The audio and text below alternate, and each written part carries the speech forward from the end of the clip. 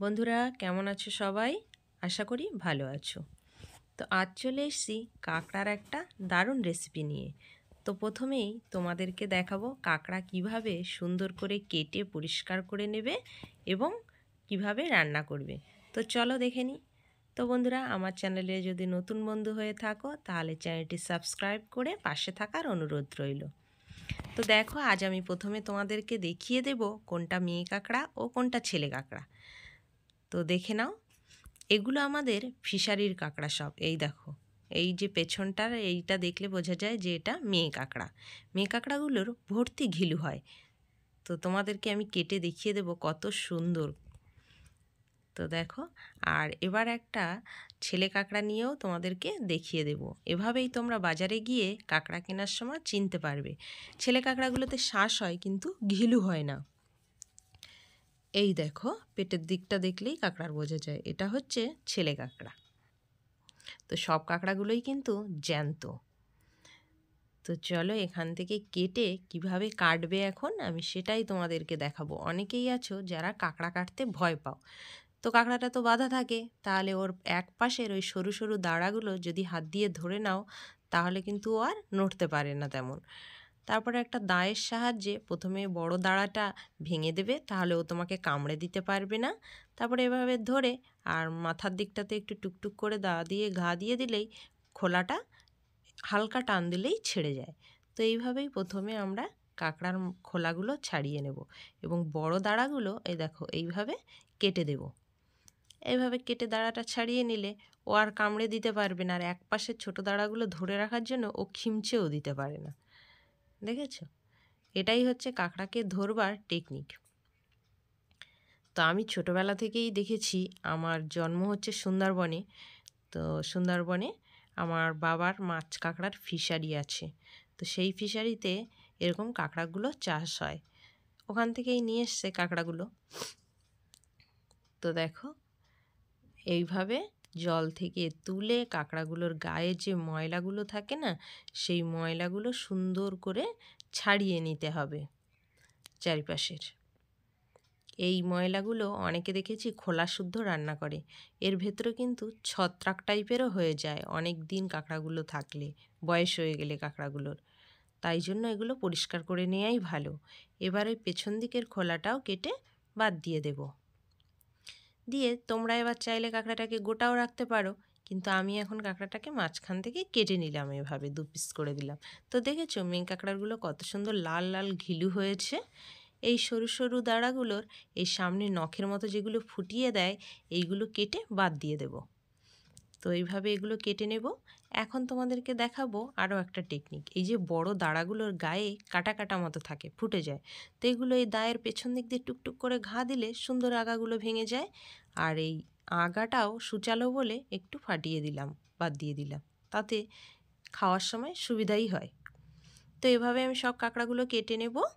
আর এখন এই খোলার মধ্যে যে ঘিলুগুলো আছে এভাবে আঙুলের সাহায্যে বার করে নেব। এটা কিন্তু তোমরা চামচ দিয়ে মোটেও বার করতে পারবে না।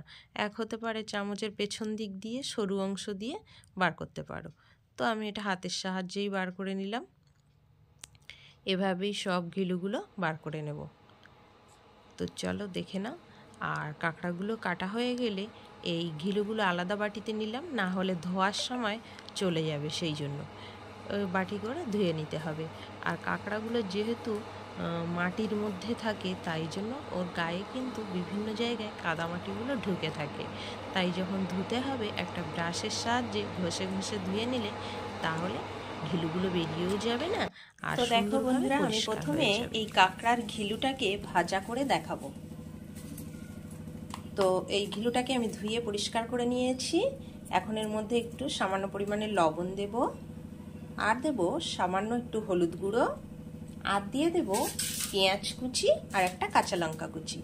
এইভাবে ঘিলু দিয়ে বড়া ভাজলে কিন্তু গরম ভাতে এক থালা ভাতই খাওয়া হয়ে যাবে এটা দিয়ে। তো চলো এটা একটু মিক্সড করে নিই।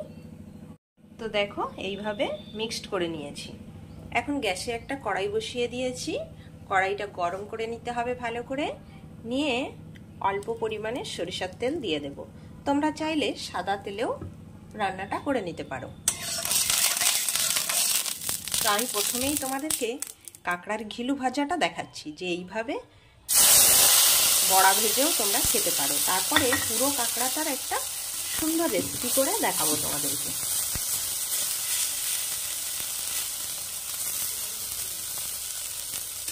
তো এইভাবে ভেজে নিলেই কাঁকড়ার বড়া রেসিপি হয়ে যাবে। তো দেখো বন্ধুরা, পাশ থেকে একটু তেল দিয়ে দিয়েছি, দিলে খুব সুন্দর করে ওপাশটা ভাজা হয়ে যাবে। এখন ওপাশটা ভাজা হয়ে গেলে এভাবে উল্টে দিতে হবে, দিয়ে এপাশটাও ভেজে নিলে কাঁকড়ার ঘিলুর বড়া একদম রেডি। তো তোমরা অবশ্যই একবার এইভাবে কাঁকড়ার ঘিলুর বড়াটা খেয়ে দেখো, তারপরে আমাকে জানিও কেমন লাগলো। তো চলো এবার কাঁকড়ার অন্য রেসিপিটা রেডি করে নিই। তো দেখো, এই কড়াইতেই আমি এখন কাঁকড়াটা ভেজে নেব। তার জন্য প্রথমে কড়াইয়ে একটু অল্প পরিমাণে তেল দিয়ে দেব। তেলটা দিয়ে একটু তেলটা গরম হলে তার মধ্যে কাঁকড়াগুলো দিয়ে দেব। দিয়ে এর মধ্যে এখন অল্প পরিমাণে একটু হলুদ দেব আর অল্প পরিমাণে লবণ দেব। দিয়ে ভালো করে নেড়ে চেড়ে কাঁকড়াটা ভেজে নেব। কিন্তু এই কাঁকড়াটা ভাজার সময় যদি সামান্য একটু জল দিয়ে দেয়া হয়, তাহলে কিন্তু কাঁকড়ার শ্বাস আর ঘিলুগুলো শুকিয়ে যায় না, সুন্দর থাকে। তো চলো দেখে নাও। একদমই অল্প পরিমাণে একটু জল দেবে, দিলে কি হবে, কাঁকড়াটা ভাজা হবে প্লাস কাঁকড়াটা কিন্তু সিদ্ধও হয়ে যাবে। কিন্তু একদম তেলের উপরে ভাজলে কাঁকড়াটাকে ওর শ্বাস বা ঘিলুগুলো কিন্তু একটু শুকিয়ে শুকিয়ে যায়। আর তোমরা যদি এইভাবে ভেজে নাও তাহলে কিন্তু একদমই ওরকম শুকনো ভাব হবে না, সুন্দর থাকবে কাঁকড়াটা। তো এভাবে অবশ্যই ভেজে দেখো তোমরা। তো দেখো বন্ধুরা, কাঁকড়াটা কিন্তু আমার ভাজা হয়ে গেছে। দেখো যে জলটা দিয়েছিলাম একটুও নেই কড়াইয়ে, দেখেছো? এখন একটু ভালো করে নেড়ে ছেড়ে আর কাঁকড়াটা নামিয়ে নেব। তো কাঁকড়াটা নামিয়ে ওই কড়াইয়ের মধ্যেই একটু বেশি পরিমাণে তেল দিয়ে দেবো, মানে খুব বেশি না, এরকমই পরিমাণ মতো। তো এখন এর মধ্যে দিয়ে দেব একটা গোটা শুকনো লঙ্কা ও দুটো তেজপাতা, আর দেব হাফ চামচ গোটা কাঁচা জিরা, দিয়ে একটু ভালো করে নেড়ে চেড়ে নিই। এখন এর মধ্যে দিয়ে দেব বড় সাইজের একটা কুচানো পেঁয়াজ। পেঁয়াজটা দিয়ে একটু লাল লাল করে ভাজা ভাজা করে নেব।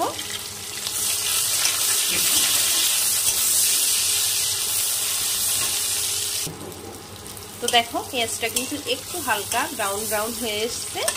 এখন এর মধ্যে দিয়ে দেব আমি 1 চামচ রসুন বাটা, 1 চামচ আদা বাটা,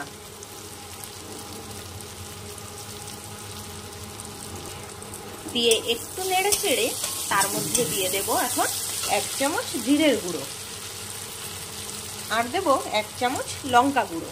ঝালটা অবশ্যই তোমরা যেমন খাও তেমন পরিমাণেই দেবে। এটাও একটু এইভাবে নেড়ে চেড়ে মিশিয়ে নিয়ে এখন এর মধ্যে দিয়ে দেব পেঁয়াজ কালি।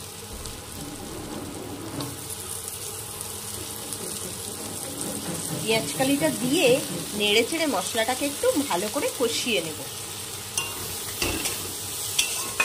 যাতে পেঁয়াজ কালিটা নরম নরম হয়ে আসে, সেই জন্য। তো দেখো, মশলাটা কিন্তু কষা হয়ে গেছে। এখন আমি উপর থেকে দিয়ে দেব টমেটো কেচাপ। তোমরা চাইলে কাঁচা টমেটো কুচি করেও দিতে পারো, এর মধ্যে একটা কি দুটো দিয়ে আরেকটু এভাবে নেড়ে চেড়ে নেব মশলাটাকে। এখন এর মধ্যে ভেজে রাখা কাঁকড়াগুলো দিয়ে দেব, দিয়ে ভালো করে মশলার সাথে মিশিয়ে 2 মিনিট কষিয়ে নেব কাঁকড়াটাকে। এইভাবে রান্না করলে কাঁকড়া কিন্তু দারুণ টেস্ট হয়। তো দেখো, এইভাবে গ্যাসের আঁচটা কমিয়ে আর 2 মিনিট কষিয়ে নেব। আর দুটো এর মধ্যে কাঁচা লঙ্কা দিয়ে দেব। এখন এর মধ্যে পরিমাণ মতো লবণ দেব। যেহেতু আমরা কাঁকড়া ভাজার সময় লবণ দিয়েছিলাম, সেটা মাথায় রেখে লবণ দিতে হবে। আর পরিমাণ মতো হলুদ দিয়ে দেব, দিয়ে আবারও একটু ভালো করে নেড়ে চেড়ে মিশিয়ে নেব। নিয়ে এখন এর মধ্যে গরম জল দিয়ে দেব পরিমাণ মতো, যে জলটা আমরা রান্নায় ব্যবহার করব সেটা ঠান্ডা জল দেব না, তাহলে কিন্তু তরকারির টেস্টটা অনেক নষ্ট হয়ে যাবে। সেজন্য আমি গরম জল দিয়ে দিলাম, দিয়ে ঢাকা দিয়ে এখন পুরো রান্নাটা করে নেব। তো দেখো বন্ধুরা, রান্নাটা কিন্তু একদম কমপ্লিট হয়ে গেছে।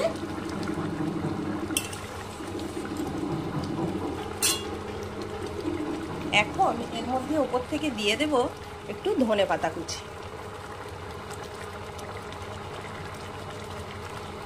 আর দেব একটু গরম মশলা গুঁড়ো, দিয়ে নেড়ে চেড়ে আর নামিয়ে নিলেই রেডি দারুণ কাঁকড়ার রেসিপি। তো বন্ধুরা, তোমরা বাড়িতে অবশ্যই কাঁকড়া আনলে এভাবে একবার বানিয়ে খেয়ে দেখো, দারুণ লাগবে।